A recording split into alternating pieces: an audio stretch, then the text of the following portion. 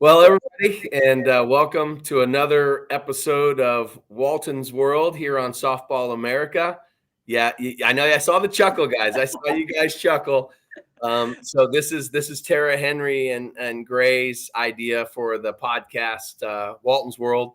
This podcast was just something that kind of came out of nowhere, just a little inspiration to talk about the game, grow the game. We've really been just starting this out with talking about the history of the game and some really cool moments. And so that makes me super excited. You guys are the first athletes that I've hosted on the podcast. And obviously the accomplishments go on and on and on. But let me introduce our guests. First, I'll start with, I'm going really kind of just alphabetical there, Kelsey. So I'll start with Aubree Munro Watson, and I have Kelsey Stewart-Hunter. I'm not good with maiden names, guys. Sorry, it's easier to Stewie and Obs, and it's just a lot easier that way. But so welcome, guys, and thanks for being on the podcast. This is going to be a treat today. Really excited. So, Aubree, I'll start with you. Right. And tell us where you are, what you're doing, and what you're up to in your life. Yeah. Well, I came out to Florida, obviously, and I stayed. Didn't think I was going to stay when I went to college. But I met my husband at UF. He was a tennis player. I introduced them. Did you know that? I didn't. I made her go dancing. You kind of did, actually. She did. Yeah, you did actually.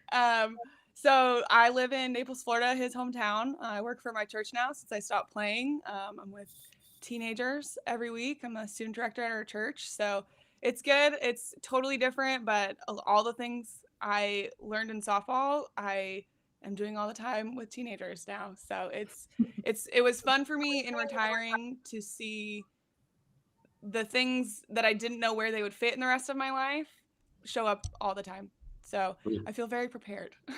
Well, that's it's easy to see when you're confident and you take care of yourself and you take care of other people. It makes it the perfect calling for you to be working with young people and in the church. We'll kick it to you, Stu. What are you up to? Aubree said she's retired, which I don't ever believe she could ever. I'm waiting for the comeback too. Don't worry. I know you're not retired, and so tell us what you're doing. I'm going to give a full backstory about you guys coming, but tell us what you're doing and what's going on in your life. I am currently at Ohio State. I'm assistant coach here. Enjoying it, loving it. I'm also a mom. I just had a baby 3 days ago. Number two. Okay, so I know I'm not going to cut off your bio, but the fact that I sent a message out and said, hey, would you guys be interested in doing a podcast in 8 days? And you were like, jumped on. I mean, super Kelsey Stewart, like jumped on text right away. Yeah, I'm in. Love it. Can't wait. And then like 2 days later, I get a picture of your new baby. And I went, wait a minute. What? So I can do you one better. She texted me and said, hey, I got this catcher. I need some tips or things you can do. And I'm like, oh, okay. I was thinking about it. And the next morning I get a text with a picture. And I'm like, why were you texting me? Like, were you delivering your child talking to me about catchers?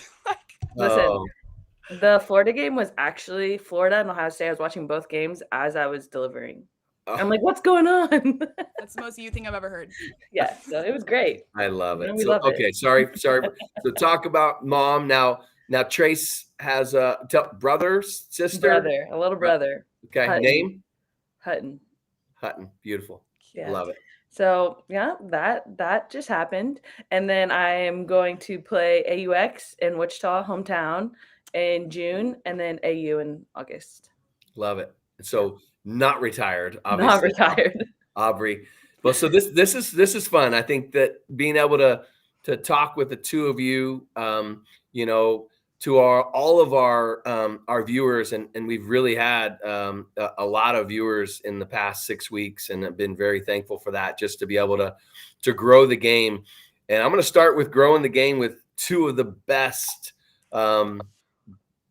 people, best workers, best teammates, most competitive Gators that I've ever recruited and coached. And and with you, Aubree, and with you, Kelsey, it's easy to see why you guys have so much success post graduation, because of all of the pride and all of the hard work and your family. I mean, I'd be remiss to say that you guys come from a very competitive, hardworking family. And I'll start with you, Aubree. Tell us about your experiences. And I've really made this about softball and not really about the Florida Gators. And because I think that it's pretty easy to see that I'm very passionate about my team and my program. But when you're talking about growing the game of softball, and you're talking about, building a foundation and building a landscape for other people to navigate and be the best they can be, tell us about your path, Aubree. So the bio background, I'll say this. Aubree Munro, Kelsey, believe this or not, was a shortstop in high school. I could just see her lanky giraffe. Oh, it was, you don't even need to worry about first step, drop step, good angles. It's just like reach your arm out, catch it. Like it was, you could cover the 5-6 hole and the steal at the same time. It's crazy. So I love it. But Aubree, and so give us a little bit of I think this is a pretty good debate to say that Aubree Munro, Watson, and now I've known you for a lot of different last names now through the process. But Aubree is regarded as one of the best defensive catchers of all time. And I think you take a lot of pride in that. I think that there's a lot more to it than just being a good catch and throw person. It's the relationships you build with the pitchers and the pitching coach and the batters and the defense and the leadership skills. But so for all of our coaches, for all of our young people watching this podcast, Aubree, tell our viewers about what it took for you to be your best version. Because when you're called the best defensive catcher, there may be some other things that you like about your game, you don't like about your game, and other things like that. How did you become the best version of yourself behind the plate with the mask on and the gear that, when I saw you, barely fit? Yeah, that's true. Well, I think I don't know if you know this story, Coach, but I started catching because in 8U, I had asked my mom to move up from T-ball, which I don't know why. I thought I could handle it. So I was 6 years old, and we had the best pitcher in our division, and she threw too hard. So the other girl who was supposed to catch, who was probably a foot taller than me, started crying because she didn't want to catch her. And my mom was our coach, and she was like, well, I can't force some other kid back there, but I can force mine. So that sounds like your mom. Brought me over, right? So my mom. So she brought me over. She goes, Aubree, what do you think about catching? I was like, oh, sure, whatever. I mean, you think the gear was too big for me in college. When I was 6 years old, you couldn't see anything. And the first ball hit me right in the stomach, and they're all freaking out. They're like, oh my gosh, this poor little girl. She's gonna cry. And I was like, this is awesome. I didn't feel a thing.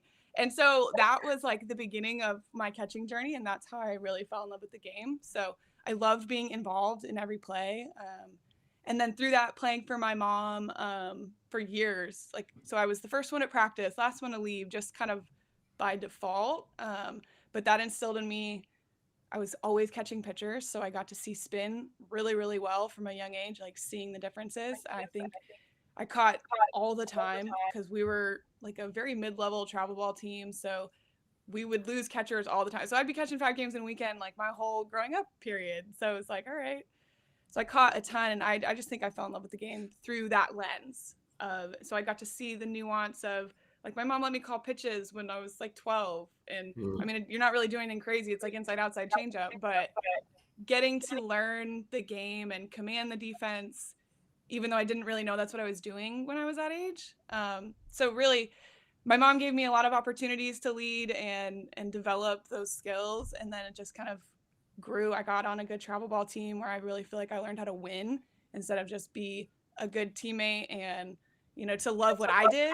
I think I did that on my mom's team where I loved my part of the game. And then when I really learned how to win, I was like, okay, this stuff's awesome. I want to always win. And then I ended up. Yeah, it's funny because when we look at players, when everybody they see the player, they see the stats, they see the championships, they see and I can go way back, to your time at Brea Linda High School, and your mom Denise, Denise Morris now, and obviously her husband Dave, and they were just such really like in the recruiting process. Your mom was obviously more involved than your dad. But the cool thing is that she really had a good vision for what she felt like was important to you. And she asked a lot of questions, and a lot of the questions weren't about hitting or defense. It was about, me as a coach and what I could do, how I could help you grow and how I can help you be. And she knew you better than I did at the time. And she was really, really very honest. And she talked about, I'll let you tell me, but she talked about really one person in particular that was really instrumental in development of your catching game and from a mental and I know there's another person in travel ball later that I'm going to ask you about, but tell me about Terry and what she meant to you, kind of developing your game. You can tell us about who Terry. I'll reference her Terry, but our viewers would want to know who Terry is. Yeah, Terry Schweiker. She when I was growing up, I grew up in Brea. I was real close to Cal State Fullerton, and she was one of the assistant coaches there. So when I was getting serious about catching, my mom was like, all right, let's figure out some lessons. And so I drove the 15 minutes to Fullerton, and she would give me lessons. And she made me realize that catching was a real craft.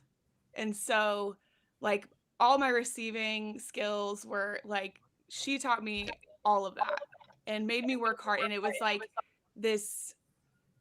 she just made it really fun, but I learned how to perfect it and really the reps. And she taught me how, like, people talk to me about this all the time, and it's hilarious because kids are doing blocking drills and they can't figure it out. And that was me. Like, I could do it in practice. I could do the drills. The muscle memory was there, but then in the game, like, why am I not getting it? Why am I not blocking? Why am I still afraid? And my mom would ask her that question. She's like, she'll get it. She'll just get there. She needs the muscle memory. And so I would do it like crazy in lessons and in practice. And then one day, the game was on the line and something changed. And it was just like she had said. So I just had I was in like 4th grade.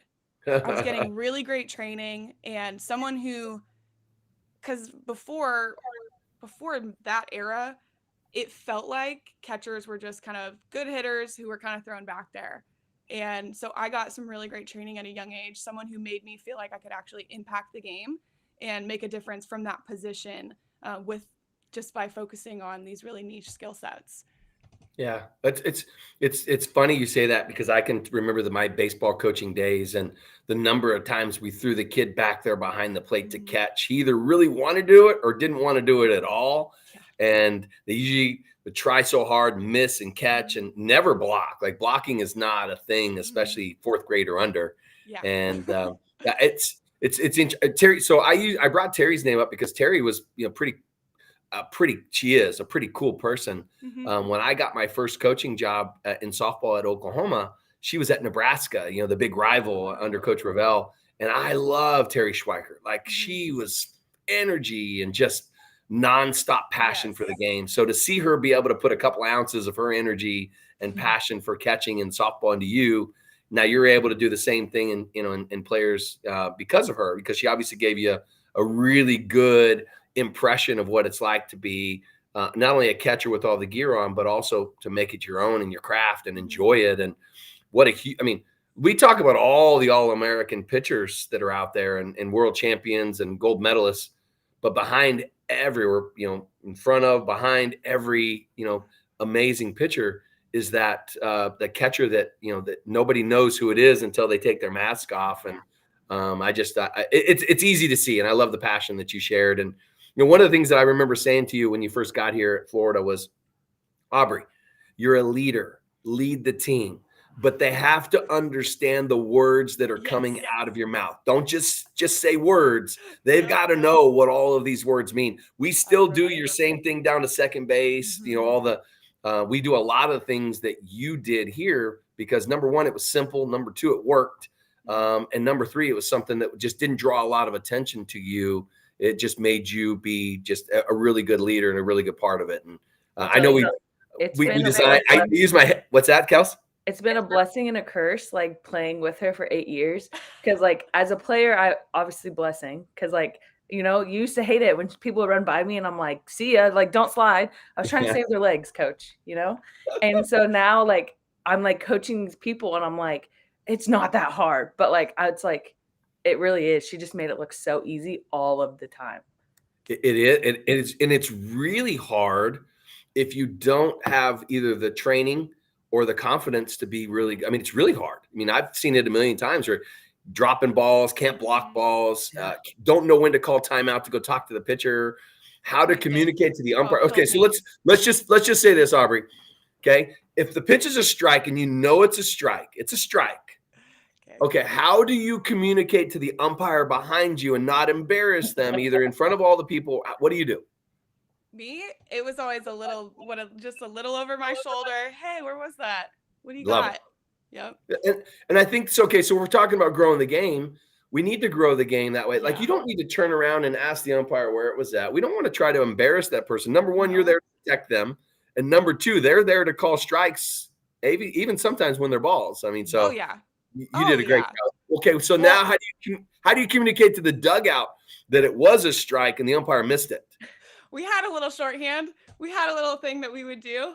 Can't give it away. I don't know if you're still doing it. Can't be giving it away. And honestly, I would have the umpires back with you too. There were plenty of times I'd be like, yeah, don't worry about it, Blue. It's fine. He's that's right. That right now, whatever. Or even if I was like, yeah, that was a strike. You missed it, but hey, yeah, I get it, Blue. It's fine. It's all good.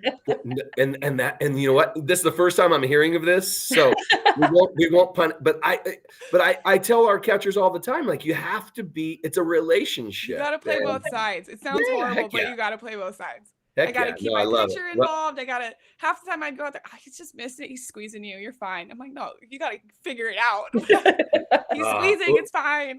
This is bringing back all the memories of all the different pitchers we've had, from Delaney to Alicia to Hannah Rogers to Lauren Hager, which I use Lauren as my example all the time. Like every pitch she throws, she thought was a strike. And it's like, Lauren, it's off the plate by this much. It's a really good pitch. She goes, no, it's not a really good pitch. It's a strike. No, it's off the plate. Like the yellow part of the ball is not touching the corner. With Lauren, it was always like, hey, great pitcher's pitch. That was good. We'll get it. Like I'm working on it. She's like, yeah, okay. And then, with 8 weeks to go in the season of her career, she's like, yeah, you're right. I was like, whoa, wait, what? Say it again. I love it. Well, let's talk a little bit about Kelsey. So we know Aubree's from Brea Linda, California, and went to Brea Linda High School. Brea Linda is a combination of Brea and Yorba Linda for you, Kelsey, just so you have a good understanding. Aubree grew up right behind I think it was Conroy's Flowers, like right behind that area. Is that where you're? I always say that. Yes. By Imperial Highway. Yes. Okay. All right. So we'll go to Kelsey Stewart. So Kelsey is from a little town originally, Ark City, Kansas. Yeah. And was it Arkansas City is the full name, right? Is that right? Arkansas City. Arkansas City. My bad. Right. Arkansas City. So claim to fame. This is Kelsey. So this is legitimate Kelsey Stewart. I mean, she played football, baseball, basketball, volleyball, softball. But I always do this. I always tell when we get a recruit on campus, or we get somebody say, "Oh, do you know a fun fact about Kelsey Stewart?" No, she was an All-American cheerleader. Oh, that's right. An All-American cheerleader. So when anybody asks me about, oh, do we need to specialize? Do we just need to pitch, or do we just need to play softball? I'm like, no. Play as many sports as you can for as long as you can. It develops not only a better understanding of yourself competitively, but your body will appreciate you not specializing in one thing. And I know I actually saw you play a volleyball game in high school. I saw a video of you doing some kind of a tumble, triple 50-yard lines of a football field, double backhand spring. never a tumble. It's actually a jump and a flip and always landed on your feet. You're like a cat. But I try. And then you finished your high school, your prep career. You moved to Wichita, and I know mom and dad for job, and then for softball in school, and moving to a bigger town. But so tell us a little bit about you. I know obviously you were a shortstop by trade, but I mean Aubree and I can sit here and the world can agree that. Aubree, do you remember when she was on you guys were both on the national team coming up through, and I always go, yeah, Kelsey, I saw an article. You're the number 2 player in the world now. I mean, there's a girl overseas, and I won't mention where she's from, but she's a little better. She's better athletically. She can hit a little bit better. She turns a double play way better. And Kelsey automatically goes, wait, what? Who's this kid? But but Kelsey, obviously, a 3-time All-American for us. And even before that, we're an All-American in so many different sports and so many different places and so many different things. But tell us about why you were a great cheerleader, you're a great volleyball player, you are a great athlete, shortstop, softball. Tell us about your development as a young person to get to that level. Well, first off, this podcast is amazing. I've been waiting for you to do something like this. I think everyone needs some Tim Walton knowledge in their life. But so everybody think I get this. I mean, and don't think I don't see Instagram where the coach that never smiles. Like, really, that's the image we're gonna have. Tell everyone how funny you are. I mean, you know what? You have to come here to be. If you want to have fun, then you got to come to Florida. Yeah, I tell them you're just about your people. That's it. Yeah. Little circle. Good. Thank you for that. That made me feel good, Kels. Yeah, it was great. But I think all of my competitiveness came from my parents. I remember being little and like shooting basketballs, and my dad like swatting it like, "You're too little," and so like you had to find creative ways to like be good. So I think it started there. It's like my family and never like being given anything. Like I had to find a way to make it happen. And then I think it just kind of translated over into life. And then some sports are just super easy for me, or were easy. I don't know if they are now 3 days after second baby, but and so I just did everything. Like I didn't want to be in the house. I didn't want to be bored. So I just, whatever someone would allow me to do, that's what I did. And when I was 8, I was in Arc City, and they didn't have enough girls to play. So they asked me to play. And my mom's like, she has nothing better to do. And I remember I cried almost every single bat because I struck out. Oh. And I might have still done that a little in college. I don't remember. Oh, for sure. I wasn't gonna bring that up to you. My favorite was when you made 2 outs in 1 inning when everybody was. Oh yeah, you'll never let me live that down ever. Everybody gets a hit in the inning, but you made 2 outs. So yeah. I love that for me. Oh, yeah. So, crying in travel ball, and then when I was in 8th grade, a girl forgot her belt. We were in New York. She forgot her belt, and so I got to play second base. And then I never looked back. I remember you were there. The one thing I remember is you could talk to me. That was when you could talk to me because I was an 8th grader. And I had bunted the ball, and I tripped and fell. And I was still safe at first base. And you were like, did that really just happen? And I'm like, I don't know. Like, I was so nervous. I'm like, I have no idea. But, yeah. And then when I got to college, you always found ways to challenge me. I tell people all the time, like, he always found a way. Like, second best was like my nightmare. And he would always remind me I was second best. And it was funny. I was talking to Lily the other day, and she was like, yeah, I was telling the broadcast, because she does the Florida games. And she was like, I was telling broadcast how coach always was like, you're the second best. You're always the second best. I'm like, yeah, it's like scarred into my brain. Yeah. So I always had to find a way to be better. Well, because in my opinion, you were your biggest critic. And if you felt too comfortable, we weren't going to be able to get bunts for a hit and home runs in the same game. I won't forget this. It was your first ever at bat as a Florida Gator. Okay, your first ever one. We're playing Creighton at Arizona State. Okay, I'm coaching third, first game of the season. We're all excited. It's 2013. And I'm like, and you freaking smoked it. You slapped the ball off the left center top of the wall. I thought it was gone. And I'm like getting out there, I'm looking up, and I'm like, yeah, wow, awesome. What a great hit. And I'm like, uh-oh, Kelsey Stewart is on my back. I was out of position. I had to hold you up. It was an inside the park home run, but there's no outs. And I said to you, I go, hey, that's my bad. We will never have another inside the park. We will never have another triple that should be an inside the park home run. To this day, a ball's hit like that, I'm already moving towards home plate to stop you late. And then the next at bat, I know this isn't good. You stepped out of the box. They called you out. You smoked it. And then you hit a bomb. You're like, you know what? I'm just going to hit it over the fence so we don't have to worry about the coach or the umpire. And the rest, I mean, rest was history. The greatest home run you ever hit, and I don't. You can argue with me if you want to, was the rain delay lightning strikes in the background against Washington to get us the lead in the elimination game to go to the World Series in 2014. I mean, what I remember about that at bat. What's that? Is what I remember the most about that at bat is I was up and she threw me a pitch down the middle and you looked at me and you were like, basically like, I'm gonna kill you. Like that was right down the middle. And then the next one was a changeup and I hit it and then I don't even remember. I just blacked out. Yeah. I love it. That one was beautiful. Good time. It's so funny. It's funny. We could go on. We could do this. We could do a podcast for weeks just talking about all the fun memories. But so I mentioned 2013, it was the first year for both of you guys. Came in the same class. And for you guys, it was 2012 high school graduates. 2013, 2014, 2015, 2016. So 2013 won the SEC championship. We didn't win it in 14, but we won the national championship. And then 15, you guys did both. You're the only class to have 2 rings in the same year, the 2015 SEC championship and the 2015 national championship, and then 2016 SEC champions again.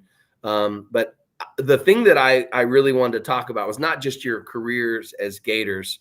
Kelsey lives in a house divided, Florida State.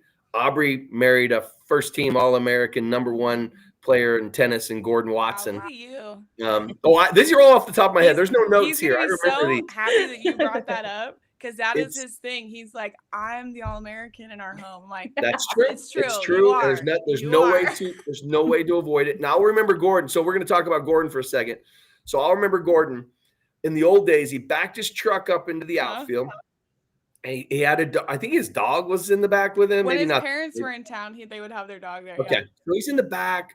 So one day I go up to him. I said, well, I won't share one of our stories at the World Series with me and Gordon and you and your mom. But the other thing was I go, man, Gordon, thanks for coming out. And he's like, Coach, all the games I come to, when are you going to come watch me? And I went, oh, that's right. When's your next one? He goes, we play Tennessee on, I don't know what day it was. Like, I'm good. We don't play till night. So I went and watched them play Tennessee, the #1 court. And I didn't realize that they play the doubles and then they go through they play their 5 courts. And the #1 court, he's over at the front, right? All the way at the left, right by the building. And I'm watching him play and I'm listening to him play. Like there was a little smack talk, a little bit like this. Tennis players are crazy. They talk to I talk to myself. I think I used to drive you crazy with that, but they talk to themselves like super crazy. Oh, if he's talking to himself like that shot was terrible, I just smoked it. Like, I mean, if that's what you like, he won, and it was awesome. But this is, I guess, the point that I'm. It's not about me. It's like, it's about the fact that your boyfriend, who you're married to now, invited me to come watch him play, and I was like, oh, that's the coolest thing ever. Like, really? Yeah, sure, I'll be there. Like, let's go. I never even thought about going because it's not my place to go and, I don't want to say interfere. I'm a supportive coach, but I was like, yeah, I'll be there. And it was really cool. I mean, really cool to be invested because I was invested now. Like, hey guys, I got an invitation to be at this match. Yeah, I think you texted the team in the group chat. I remember that. I think you called him Mr. Monroe or something at the time. That's right. Makes sense. Like if anybody wants to join me, we're gonna go support. Go watch Mr. Monroe play. Yeah, that's good.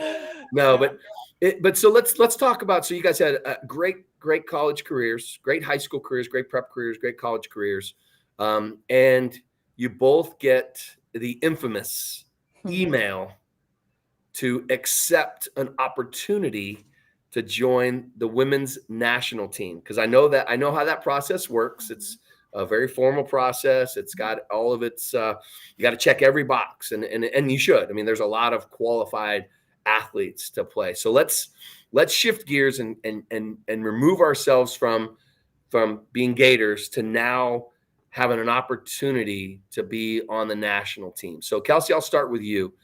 Tell me, and again, we've got a lot of different listeners, and softball is coming back in 2028, and we're going to get to your guys' Olympic career as well. But softball is coming back in 2028. So there's a lot of young people that not only are good at softball, but now have a little jump in their step thinking, I got a chance to be an Olympian. I got a chance to play in the Olympics in LA of all places, in our home country. But I say this to you guys. So you guys graduated in 2012 and you are on the team. You're on the roster for the 2020 Olympics. So you're on that. I mean, that's 8 years. Literally like 8. I mean, that's that time is, so, I can't believe when I was just doing the math, I was like, that's amazing. Your first go at it. You guys are all going to be in the Olympics 8 years after high school. That's a crazy, crazy story. So tell me, Kelsey, your first USA softball impression or first USA softball moment that you can remember, like, hey, this is when you were like, oh my gosh, this moment is huge. So my first one would have been after my freshman year when I was on the junior team in Canada. And we were actually like on the comeback against Japan. It was the gold medal game. And we were about to come back, and then it started raining and it got canceled and we got the silver medal. Mm-hmm. And that for me was a moment where I'm like, oh yeah, this is real. Like international softball is on the map. Like I have to be a part of it in any way. Why? What makes international softball different or something that you really just have to be a part of? So one, I think I love playing with the target on my back. Like I love everyone to know that like we're better than you. Like I love that. And I love for you to give me your best game every single time because your best still isn't better than us. And like when you wear USA across your chest, like everywhere you walk, no matter what country, like they look at you like that. And so like my first impression in Canada, like everyone was like, no one wants to play us, but they all want to play us at the same time because they want to like knock us down. It's the greatest feeling. And then like on top of that, it's like watching other countries and how they function in softball. It's completely different than how we do it here in the United States. I think now maybe we're starting to kind of do the same things here and there, but like Japan, their system from 10 to 28, 30 is exactly the same. Like if you go watch a 10-year-old play softball, they're doing the same stuff that they're doing at 30. And so I think that how much our game has grown, it's beautiful. Like there's nothing better than watching these different countries play softball and like getting to learn a new way to do the same thing you're already doing. Do you feel like that being how every one of the the US players come from different backgrounds with different coaches and different techniques, different style, that's an advantage potentially at the highest level or a disadvantage? I think that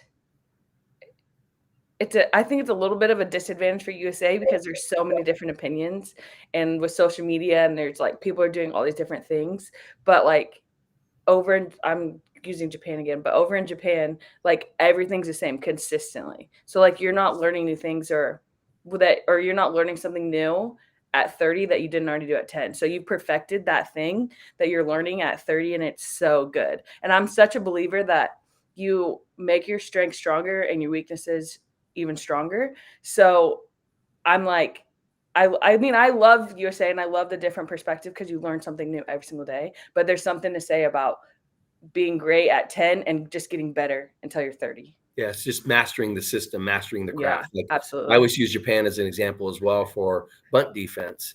If the pitcher, third baseman, first baseman, catcher get the ball and they're throwing to first base, they're throwing it to first base. Whether the second baseman is there or not, it's going to first base. Right. And then all of a sudden, out of nowhere comes a glove from the second baseman and you're out. It's like, how the heck did you make that play? But they, like you said, they've mastered that, that functional system of being able to do it fundamentally. This is how we do it, and this is going to get done no matter what. Yeah. And I think there's like a trust factor in that, knowing that like you can throw it and someone's always going to be there, where like we have so many different systems and people are moving, and then it's like, what just happened? And the ball's in right field. Yep. You know, so I think that the trust factor and all of that kind of separates international softball from anything else. Well, it's so prideful, right? I mean, it's just a prideful thing. Aubree, tell us about your first USA softball experience. Yeah. So that would have been senior year of college. I was the kid. I went to Cal State Fullerton when they were on their tour in 2004, getting ready for Athens. Like that whole year, every school project was red, white, and blue. I want to be an Olympian one day. And so then when we got taken out after 2008, it was like, oh, like talking about, that's what's so exciting about being back in 28, I think, is that just having the possibility of the dream changes how kids prepare, changes how they dream, like all of that. And then at the actual pro level where it's like, okay, I might have an actual shot at this, like that changes how you train, how you prepare. So I was that kid. And then I go to Florida, which felt a little bit like a miracle sometimes. And then we won in 14 and 15. And I was always like really hopeful, like maybe I'll get my shot. And then I didn't after we went back to back. So I was like, okay, I guess we're just going to close out our career and it'll be fine. So my invite actually came super late. I got mine in December. I think you had actually texted me first and said, hey, you're going to get an invite and you're going to get drafted. So I'm like, oh, I have post-collegiate plans. Post-collegiate opportunities. Yes. And so I went to tryouts thinking like, I have nothing to lose. Like, I don't even know if they really want me to be here, kind of sort of little chip on my shoulder. And I made the team. And I remember I was in the parking lot of the facility when I opened the email. I had just gotten off my scooter and I'm like, oh my gosh, the email's here. And so the infamous email. There it is. Yes. And it's just like white with like a little grid of like, this is the team. And I was like, okay. I called my mom and cried in the parking lot right there at the facility before going into the locker room.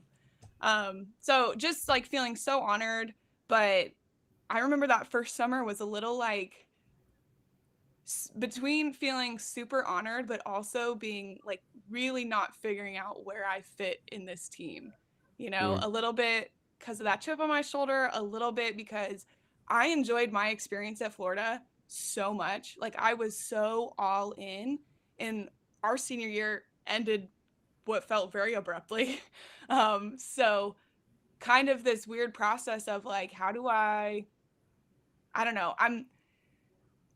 I'm not the person who just like jumps and goes into the next thing. I'm very like, I'm slow into my process. Like you guys know that. So for me, USA that first summer was a little like, all right, let's see how this goes. Like I had no intentions of like no plans of what was going to happen after, but we got voted back in that summer. So we were all together somewhere and it was like, all right, am I going to do this for another 4 years? Tell us about the, okay. So in 2008 in Beijing, there's no more Olympics. Everybody knows it. And so you're in the summer. So that would be summer of 2016. So 4 years before. Tell me about that. Tell us about the team, the coaches, the staff, when the announcement's made that softball's back in 2020. Kelsey, we were with our pro team, right? I think we were. No, I think actually we were with USA. I don't remember what trip we were on. At an airport. We were on, but I remember we were at the airport. We were all watching on our phones, and then everyone started crying. Yeah. Coaches, all of us, everyone was crying. That's amazing. Yeah, it still felt really far away though. I was like, I don't know if I'm gonna be playing in 4 years. Yeah, it was really far. And to what she's being modest, but what she's forgetting to tell you is the first summer with USA, she caught against Japan. And nothing against any catcher that I've ever played with, but she changed the game for us against Japan. If they got a single, it was usually a double because they would just steal on us. Well, she threw the first runner out and Japan stopped stealing. So that changed the entire like trajectory of USA softball for us in that moment with her behind the plate. Yeah, I love it. I remember it to this day that I was like, oh yeah, we're in here. We're in here. Well, and Aubree is one of those too, because Japan is really good at all the little things, the video analysis, but she's not somebody you can pick because she doesn't set up super early. She likes to set up over the plate. Her arms are long, so she can reach the inside and the outside without taking pitches out of the zone. Like that's the advantages of having somebody who's 6 feet tall, but but catches like they're Yeah. short, like the flexibility. I mean, and again, you didn't know you were going to come on a Tim Walton podcast, and we're going to pump you up the whole time, right, Aubree? And you're like, I'm not playing anymore. Bring it you on. never said any of those This is things. great. But so I say that. So Kelsey, when you talk about Aubree, I say some of the same things. Like we as coaches, okay. So I'm going to shift gears. We as coaches to Aubree, okay. And I recruited Aubree, and the first thing that they said to me, hey, you need a catcher? Because I needed a catcher. Yeah, we've got one. Brand new to our team. She actually tried out for our team, but she tried out on accident. We didn't even invite her to try out, and she made the team. But let me tell you what, this kid is a gift behind the plate. She is a really good catcher. She's good. Oh, okay. Well, just don't watch her hit, okay? Don't watch her hit like this. She can really catch. And I'm like, okay. I watched her hit her first at bat. She popped up or flew out. The first one. I'm like, swing's fine. Like there's no swing issue. She throws the ball down to second base, 1-7. It's a laser. She gets behind the plate. She talks. It's like, oh, wow, she's really good. And the swing was not an issue for me at all. What we found out, I say we as coaches got it all wrong. If you historically look at Aubree Munro's batting statistics, they're not very good. You just need her in postseason. You just need her against good pitching in a big game because that's all that matters. There's going to be a big game. I always say it's just big game Munro. Like we're so smart, we don't even know. We're not going to let her bat all year. We're going to save her for the big game. Yeah. I literally joke with people all the time when they ask me about that. I'm like, she just saved it for when it mattered. You guys thought it mattered. It didn't matter. Why waste your time swinging all the time? And coach is like, oh, we'll pinch it for Munro. This game good all the time. This game doesn't matter. We're going to pinch it for Munro. We're going to go ahead and do something a little bit different. And it's the truth though. Like it is true. But every big game, she was the catcher in it, and she was gonna hit in it. So it's like, that was. So I always joke with that. So I'm shifting gears. So this is a great segue to 2018. Yeah, we're in 2018. Okay, and again, I lived it, and I forgot I lived it till I redid my homework. So we're in Chiba, Japan, in 2018 at the WBSC World Championship gold medal game.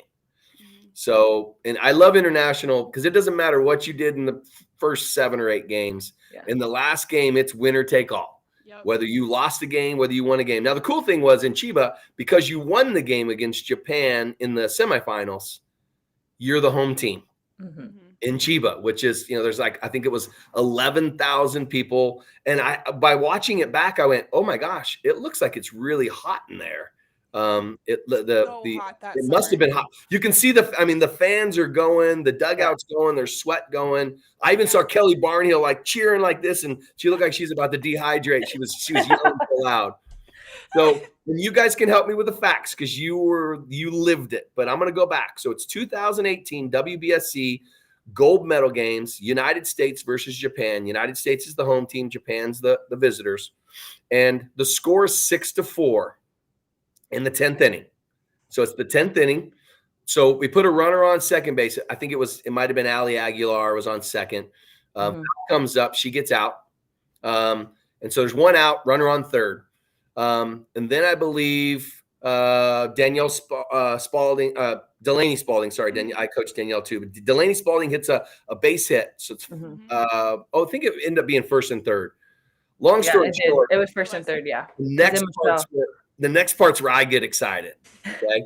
The next part, I'm going, oh my gosh, I'm getting excited. I watched it. Michelle Moultrie gets a hit. I'm like, this is legit. She gets a hit. Okay. We score another run. And now we've got runners on, I want to say first and third again. And Aubree comes up. There's 2 outs. The score is 6-5.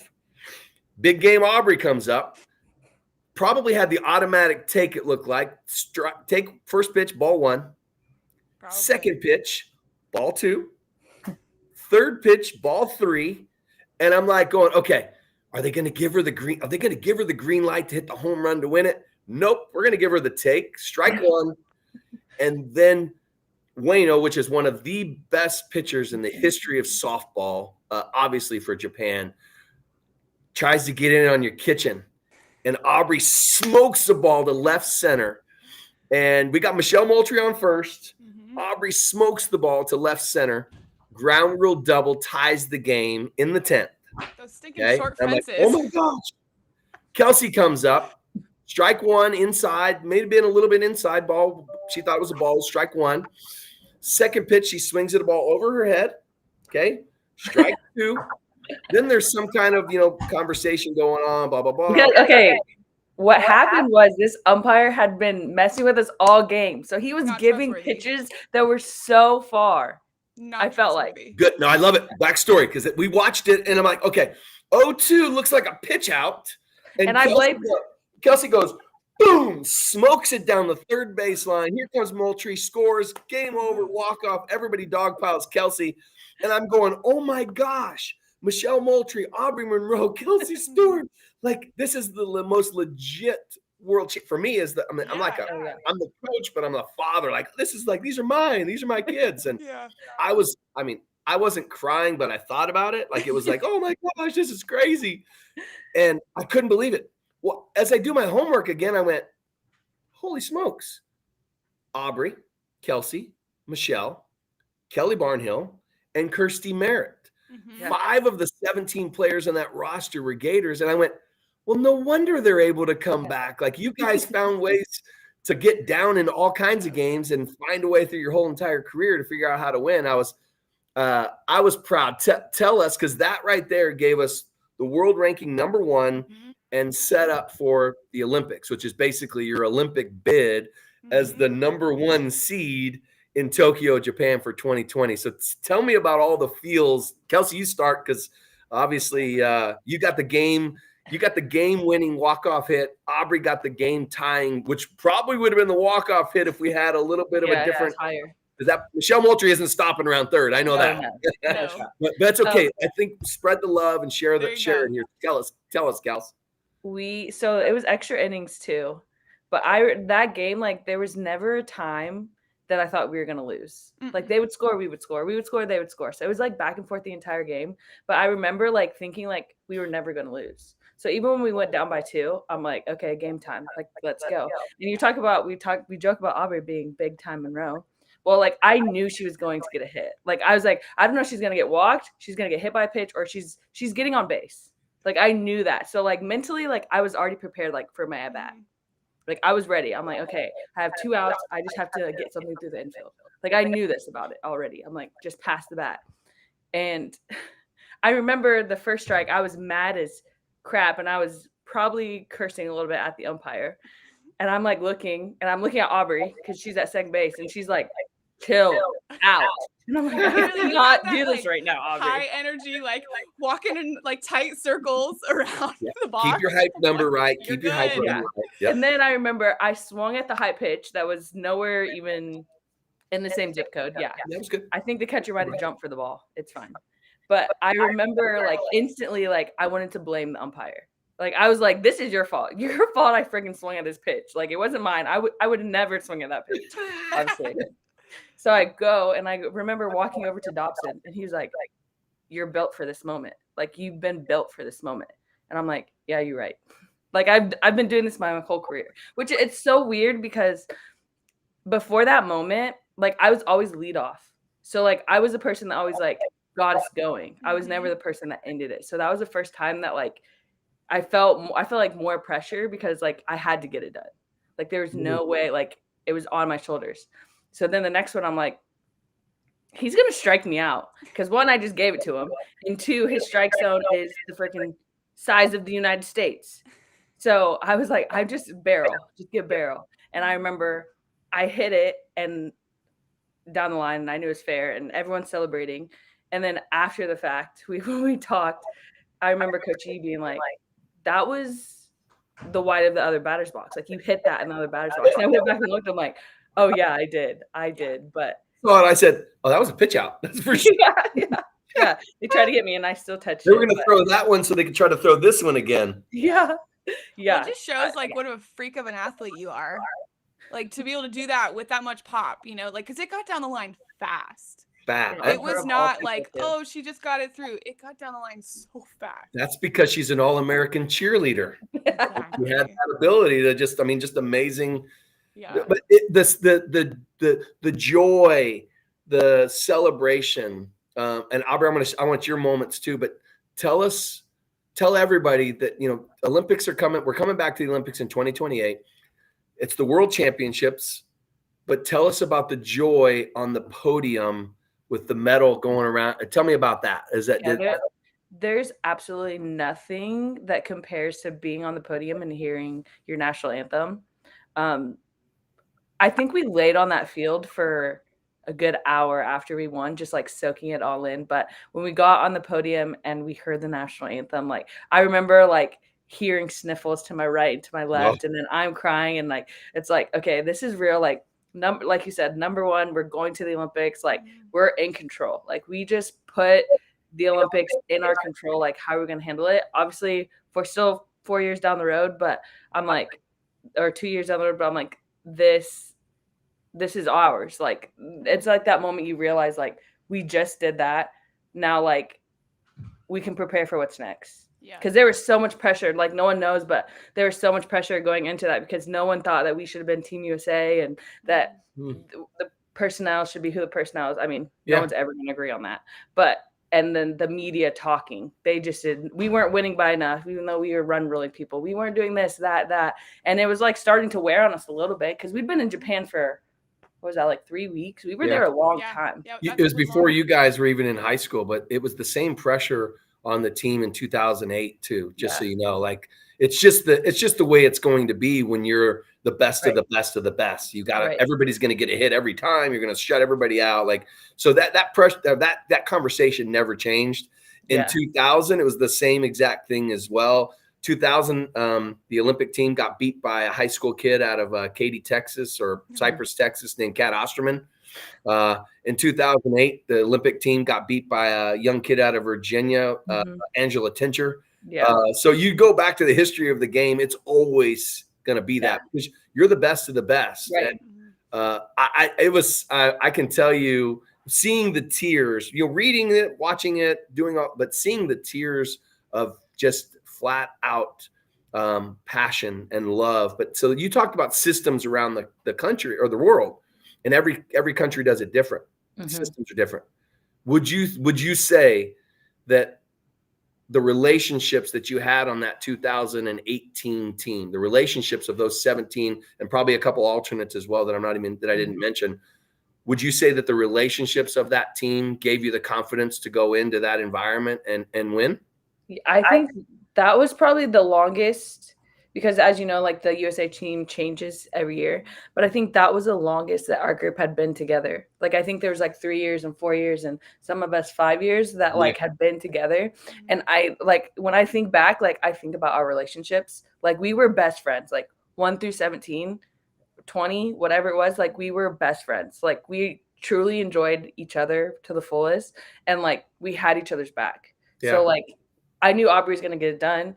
I knew, you know, like you just knew things that were going to happen. I knew what was happening, like Delaney to my left. I knew everything she was doing to my left. I didn't have to look at her. Like I felt like you know what I mean? Like the person in front of me, my pictures, I knew what they needed in that moment. Like I knew not to step in Monica's circle, like all of those things, like relationships 100% matter. Yeah. And I think people forget that part of the game, but I think that's what makes us so special.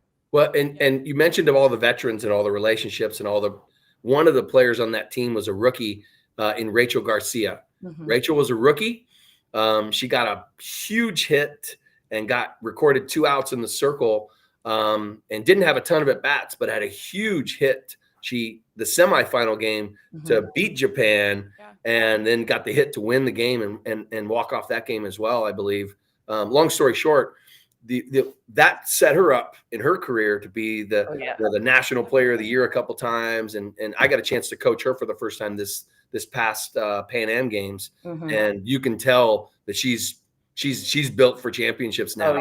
She's completely and good relationships and good work ethic and good understanding. But the semifinal game, What? During the semifinal game, I remember she had come in to pitch. I don't know if it was like a couple batters or what, but I like was tight. 2 batters. Yeah, I remember going up to her and I was asking her like, "Are you good?"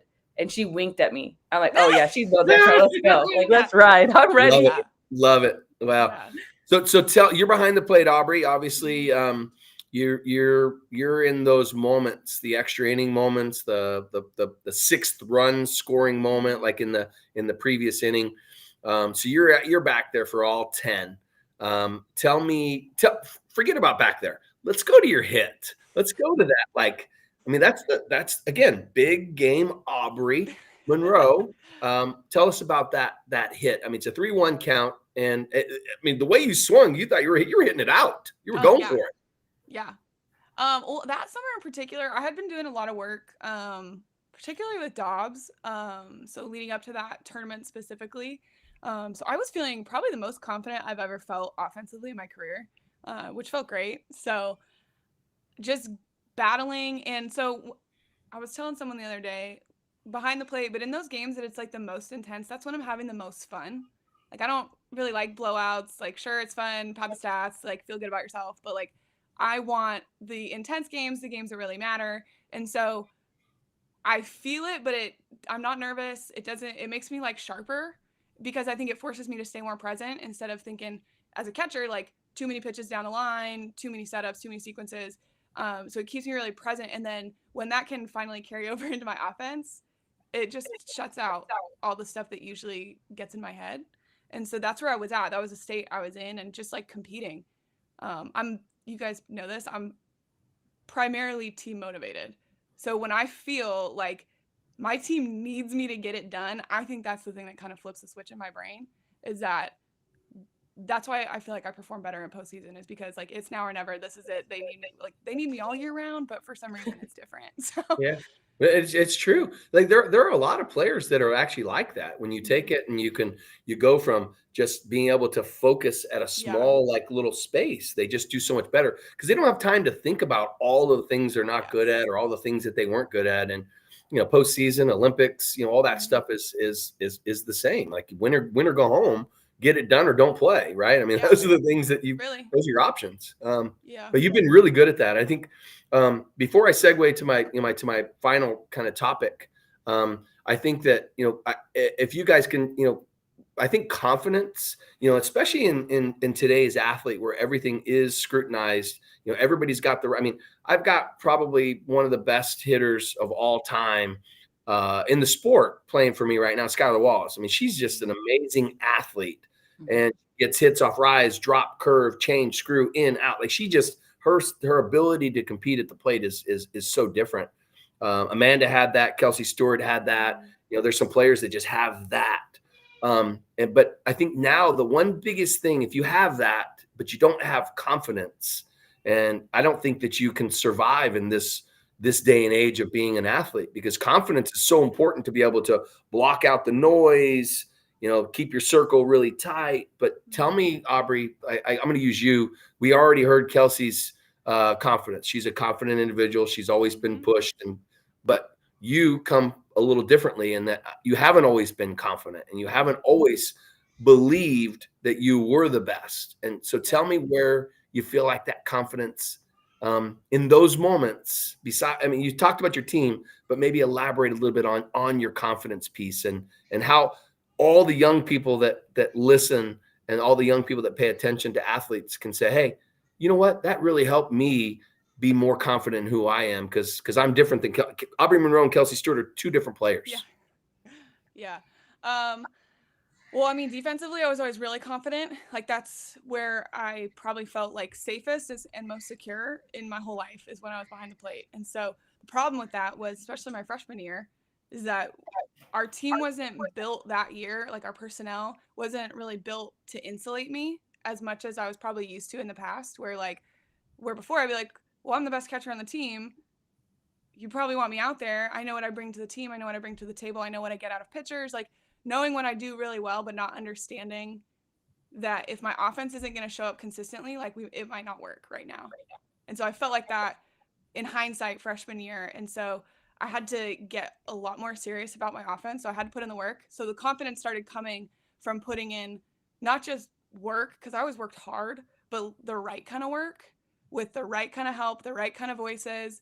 So, I mean, I went home that summer and I was like, I'm never letting my offense keep me out of the game again. I worked every day with my dad. I would send you video to make sure I was getting the right work. But it was really helpful actually with my dad. He played minor league ball, and his approach. Did he play the Cardinals? Is that what he said? The Cardinals? The Angels.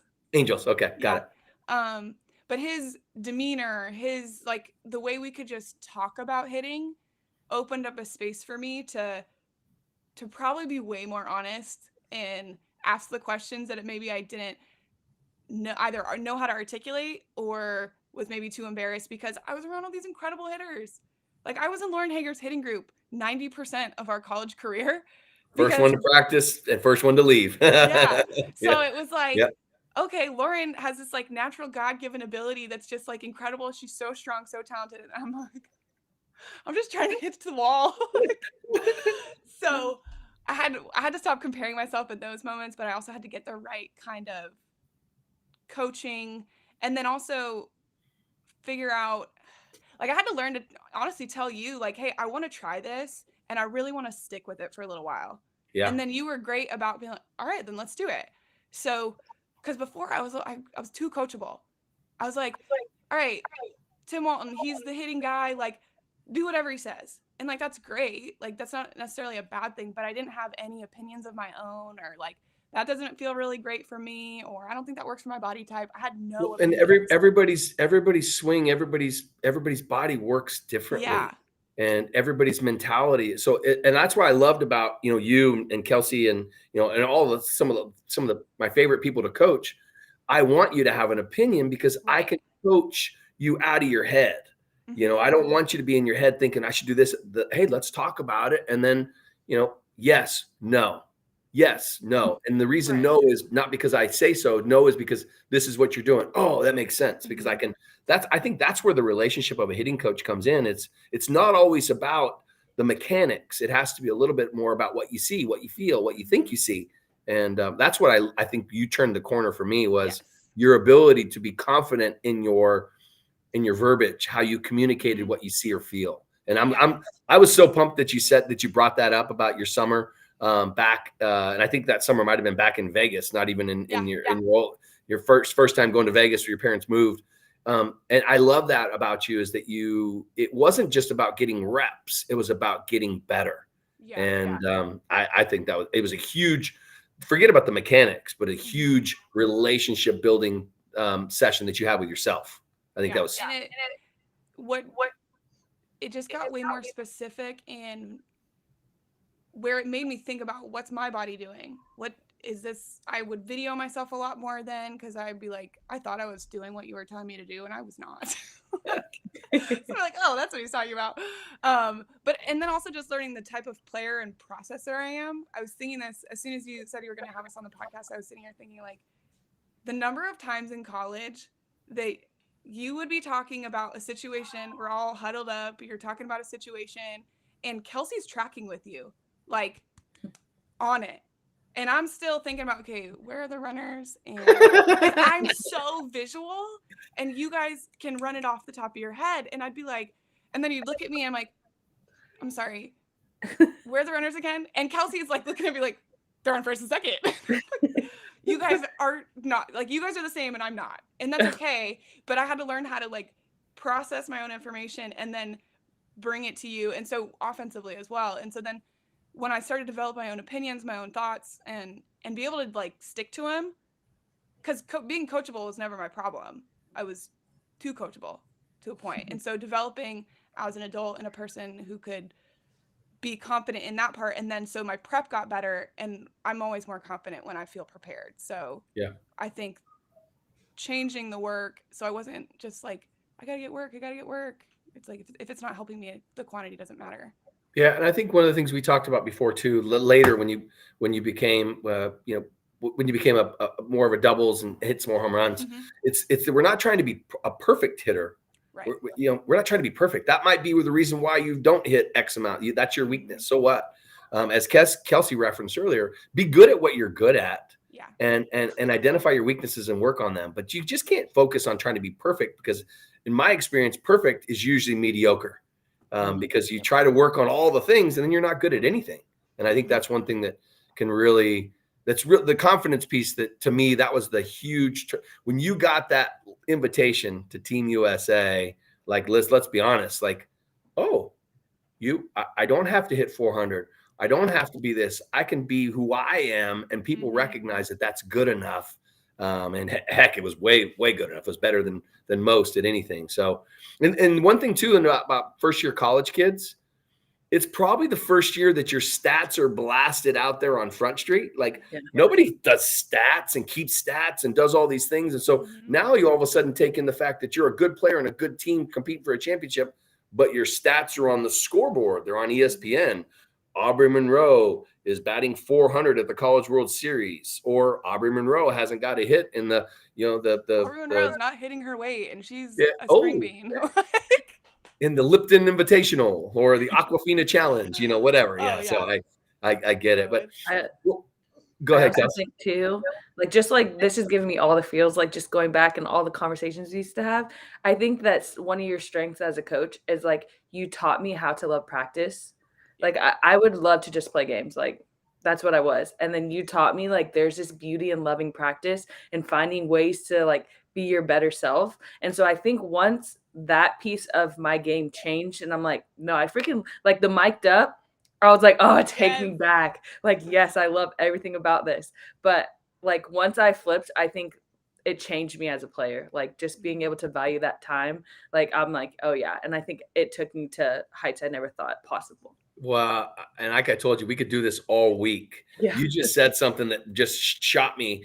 And I go, I love practice. You know that. Yeah, I love it. I love it. But Kelsey Stewart, this is a true story. Kelsey Stewart would give me my scouting reports on our opponents because she watched all the games on her phone, on her iPad. Like she watched more softball games than any of us did. And I'm like, I wasn't doing that. She's teaching Coach G, like, hey, here's a slap. Here's a slap. This is what this girl does. He's like, what? Like you taught him the game. You taught me the scouting reports. And I'm like, well, this is perfect. I love practice. She loves to watch softball. And between you and Amanda Lorenz, I learned more about the other team because I never cared. I didn't care what your team name was, your mascot. I only care about the Gators. You knew that. Yeah. You knew that a lot. That's funny you said that because I really remember. So all the time on Instagram, these things pop back up on my timeline. I see it all the time. And so everybody asked me the questions about Kelsey Stewart. Like, okay, that time. It's bases loaded. You're playing UCF in a regional. Like, did you tell her to do that? I'm like, did I tell Kelsey? Okay, so I'll paint the picture, Aubree. Bases loaded, which means they're first, second, and third. I thought you were going to the behind the back flip. No, we'll go there in a minute. I thought we were going there. So bases loaded, ball 4. I think the girl walked like 2 or 3 in a row. And Kelsey Stewart's booking it around third. I'm like, uh-oh, there she goes. The pitcher turns, looks. The catcher's looking back to the dugout for the signs. And Kelsey Stewart yells at Taylor Fuller, hurry up! And they both touch the plate simultaneously. And I say to this day, I still don't think the pitcher knew that you did that. Like, I still don't think she even knew that you did that. Like, it's the craziest thing. And I joke, and everybody goes, did you teach her that? I say, no. But I guarantee you, if there was $1 on the ground, Kelsey Stewart would put her foot over it really, really quickly. She sees it. She sees it all. And I love funny about that. What's that? Because what's extra funny about that is because you and Taylor Fuller, like you played high school ball together, like travel ball stuff. So you guys knew each other before we got to school. Yeah. And so y'all's dynamic was so funny as it was. So not surprised. Everything about it. And you see Taylor like realize you're behind her. You see her speed up at the end. Like it's and she just turns around like I know. She told me, I remember this the day. She's like, you scared me. That's what she said. What are you doing here? This is my place. But you brought that up, Aubree, about the play behind the back. And so I go back to Asia Pakulba, who played second base before Kelsey did. And Asia was talented. I mean, she was like Kelsey, 3-time All-American, really good knowledge, played the game right, made all the routine plays. Well, that play developed. The play behind the back came from Asia. So Megan Bush, her senior year, is playing first base. Asia comes running up for a ball in practice, not in the game, runs up for a ball, catches it, and tries to throw it on the run and throws it. Well, she blocks her off. She throws it to Megan, and it hits Megan like right in the chest. Shoot. So I was like, oh gosh, we got to do something about that. You got a right-handed first baseman. Second baseman's playing the slapper, so she's in really tight to the base path. Well, anything that brings them closer to the plate, it's an automatic like hidden ball tree. You can't see the ball. Yep. And so I'll never forget. We started working on that with Asia, started working on it. Well, lo and behold, we do it, and Kelsey Stewart does it. She runs in forward, throws the ball behind her back. And I won't say that I taught Kelsey that. I did. I just couldn't teach her how to do it as smooth as she did. I was like, what the? We do it with Asia. We do it with Nicole DeWitt. We do it with Kelsey. We do it right now with Mia Williams. We'll do it with Reagan Walsh. And it's like, Kelsey just did it like we talked about before, an all-American cheerleader, gymnast. That was the coolest thing I've ever seen done in a game, but it was necessary. Like if you run, she's safe. Right. And I heard Jessica Mendoza on the air say, well, that wasn't a hot dog play. Like she had to do that. I was like, that was legit. Oh yeah, that was good. Because that was Courtney, right? Yeah, she was like the fastest slapper on their team. Yep. I won the fastest in the country. Yeah, no question. Yeah, you're right. I love that. It gives me the goosebumps just thinking about it. You can actually take something from practice and put it into play in a high pressure situation. And you see Lily on the mound, I think going, like she just kind of looked at it, like, what the heck? It was really cool. Well, I'll finish with again, this has been amazing sharing memories with you guys, and not only just for us, but just to be able to bring people into our circle of how we trained and prepared, and but let's talk. And I'll talk briefly about, but you guys are world champions, you're national champions, and you competed in the 2020 Olympics in 2021, and we all understand the pandemic played a huge role in your first ever Olympic experience. And I've got the ball. Aubree got me a ball from the 2021 Olympics, but the 2020 logo on it still. And just I guess without making this like a downer podcast, you won a silver medal. And I say this, you guys, bad luck happened in the championship game. Guys played really well. Japan just played a little bit better. I mean, let's be honest. I saw the plays, the fluke ball off of a third baseman to a shortstop for a double play. I mean, just some bizarre things, but they played well. I mean, they played really, really well. But you guys are Olympians. You earned a silver medal. You've won a world championship. You've won national championships. You guys have played and competed at the highest level. In a positive way, how did playing for Team USA and playing in the Olympics change your lives? Wow, good question. That was the Olympics, I would say. Obviously, we didn't get the full Olympic experience because there weren't fans and all of that allowed, but that was the best, obviously, other than like having kids, is the best thing that I think has ever happened in my career. I think actually during the time it happened, I actually learned to appreciate like the little things in life, and like that I even had the opportunity to swing a bat and field a ground ball and strike out crap. You know what I mean? Like all of those things. So I think it changed me in a way of like just being more appreciative and not taking things for granted. And like that experience I could never really put into words because it was the best experience I've ever had. But if I could go back, I would over and over and just relive that 2 weeks in the Olympic Village. But I'm super pumped to see 28 UCLA like on campus in the Olympic Village and what all of those people get to experience, because it changed my life for the better and something that I will instill in my kids, all the lessons I've learned and all of those things. And it was amazing. Love it. Aubree?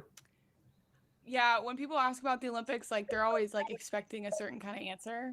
And so mine has always been like, it's a dream come true, but it just wasn't anything like I dreamed, is kind of how I've gotten to it, because we obviously dreamed of our families being there and fans and dreamed of winning gold. Like that was the dream. And so it didn't look anything like that. But I literally would write it as a 10-year-old that that's what I wanted to do. And like, people don't get to do that.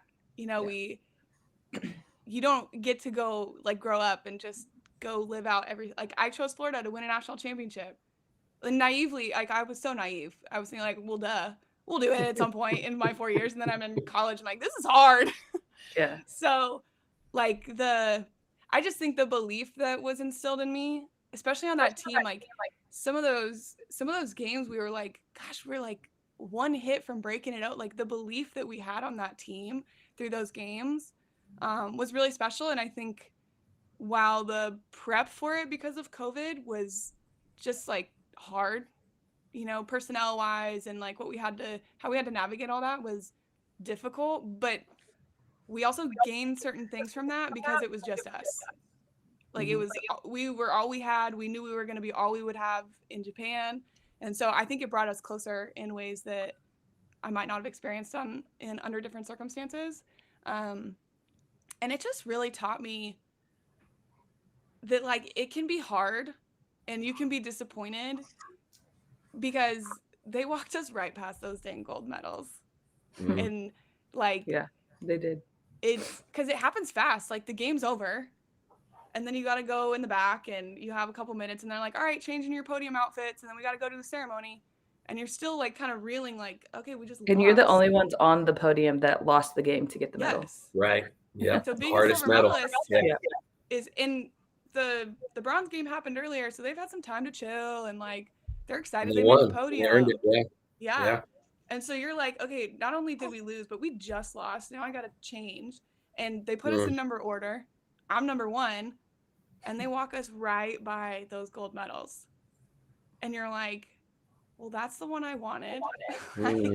How do I do this? And how do I do it gracefully? And how do I hold like, this is a dream. This is like amazing and a huge accomplishment. But like, as a competitor, this sucks. Yeah. This is not what I wanted. And so it just really taught me that it's okay. And it's like the competitor in me can feel that, but then like the person, the woman, the teammate that I am can also feel really grateful and like just understand the gravity of the moment. I think that was something you were always really good at, Coach, like enjoying moments and seeing moments for what they are. Like you celebrated well. I mean, we worked hard and you would get on us when we needed to get stuff done, but like we celebrated a lot. When good stuff would happen. And I see it now with the team. Like you're in the water, the Gatorade baths, like you're in there celebrating with people. Like that's the stuff I love to see as an alum, because you have to celebrate the little stuff or it's just hard. Yeah. I think listening to you guys talk, it's something that's evolved with me a little bit. Like I'm like you guys, we're all very similar in competitiveness. I expect to win. We work hard. We get along well, we compete well, we prepare well, we're going to win. It's learning that winning should teach you more about appreciation for winning.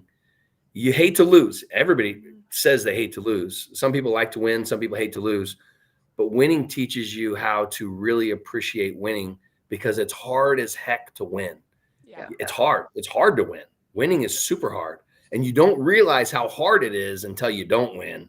But you realize, flip it around, like you guys are champions. You've won so much in your lives, but I truly tell you that losing defines the character of the winner.